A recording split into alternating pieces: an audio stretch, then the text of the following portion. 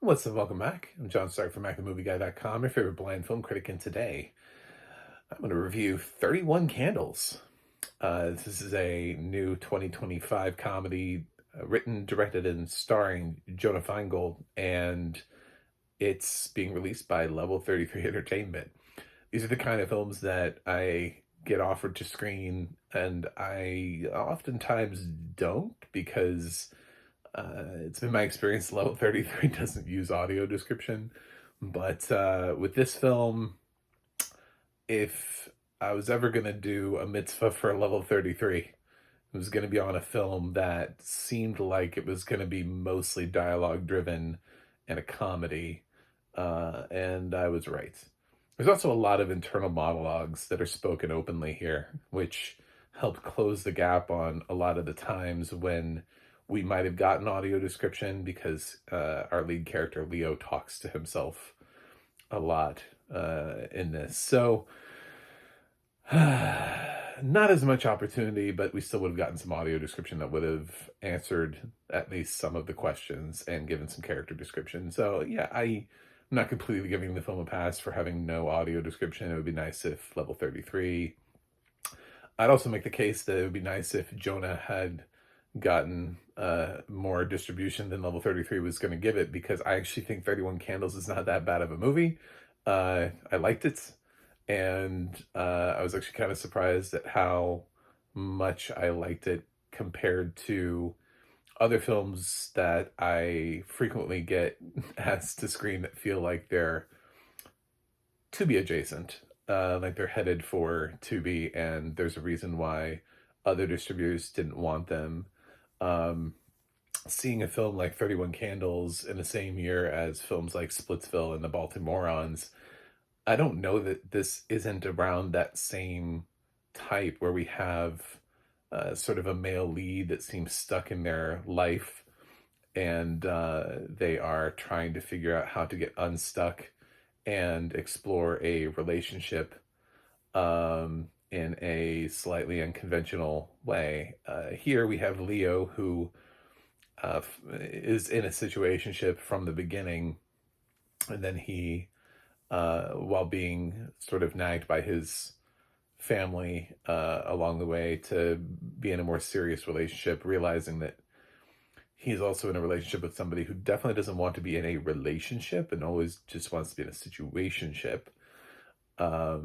He wonders if he will ever find true love, and then in his life walks a former classmate of his who he might have feelings for. He doesn't know. She's a rabbi now.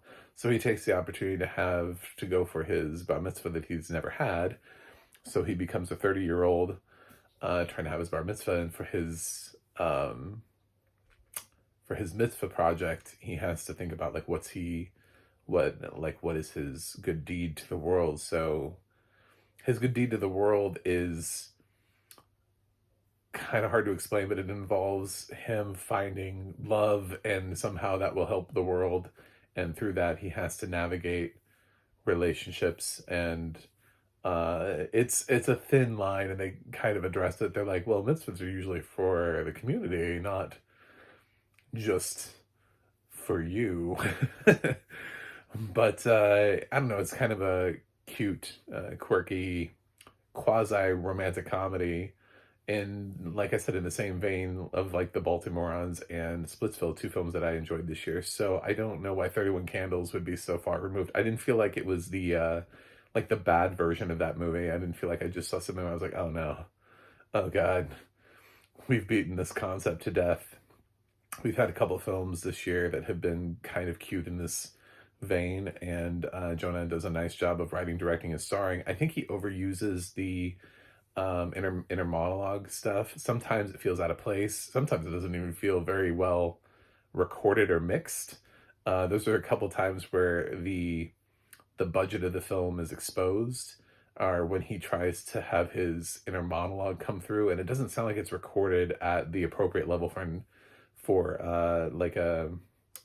ADR mix. So I don't know. That's just like a little nitpicky thing, but it's the kind of thing that possibly, if it had been picked up with a studio that would have cleaned up with some money They could have cleaned up those inner monologues and then sent it off for release. Much like Chris Stuckman got an extra like million from Neon to clean up Shelby Oaks before distribution. So, eh. You know, I mean, it gets kind of like, well, I don't know what its acquisition deal was or how it got there. I know it's probably happy to be distributed. And it's less the film's fault and more of the other distributors for not seeing in this film the potential for it to attract an audience, and being able to invest in it, and find it a wider audience. Like, it's not playing anywhere near me. So this is more for the internet. This is more letting you know, more for if you see this film on video on demand and you're thinking about it. If you're looking for more Jewish-centric films and you're like, well, I'm Jewish and I don't see myself represented in the media enough, I don't know how that could possibly be true. But in case you are, this one is delightful. I liked this movie. I don't think it ever suffers from having a cast of largely unknown actors. It has some character actors bouncing in and out. There was definitely someone that I recognized from The Marvelous Mrs. Maisel, but she's got like 2 scenes. So it's definitely calling in a couple favors from some people who pop up, but it's mostly Jonah navigating life and love and being Jewish in this movie. And I think it's cute, and we're getting closer to Hanukkah, and I don't know what new material we have that is remotely relevant to that. So I guess a 30-year-old man having his bar mitzvah is maybe the closest to original new content you might get for Hanukkah if you didn't want to just put on the greatest hits and go back through your collection. If you want to add something new, this is worth it, especially if it ends up on a streaming service you already subscribe to. Like, if you're perusing and you see 31 Candles, I'd say give it a shot. Like, I don't know where this is going to end up after its eventual video on demand debut. Everything kind of downstreams somewhere at the end of the day. So wherever it ends up, I think if you see it, click on it and check it out. It's not worth your time. It's also not an Academy Award level film, but really neither is like Spitzville. So I mean, like, it doesn't really matter that much. So I 31 Candles. I don't know that my grade would be dramatically affected by audio. It would probably go up. I don't know how it could possibly go down in terms of scoring. But I don't see a whole bunch of people scrambling to get higher scores once they know that they're fresh on the tomato meter. So it's like once I let them across the threshold. But aside from not knowing what characters, like I said, a lot of it is externalized inner monologues. So I always know what he's thinking, and it's pretty dialogue heavy. So I think even if you're blind, again, I don't say if you're blind, don't pay for a film without audio description. But if you are already paying for a streaming service and you want to be more adventurous, that way, because you can click on something and watch it and then turn it off if it doesn't work for you, I would say try 31 Candles. So I'm gonna give it a 7.2 out of 10. I like 31 Candles, and that's a fresh.